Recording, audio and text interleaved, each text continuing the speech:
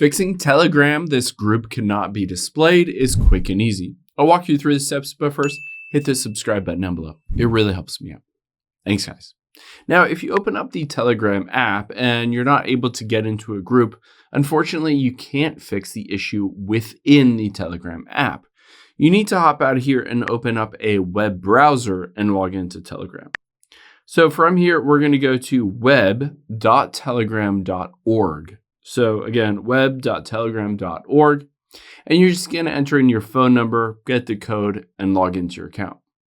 After you've done that, let's tap on the three lines at the top left, and then we'll tap on Settings. From here, scroll down and tap on Privacy and Security.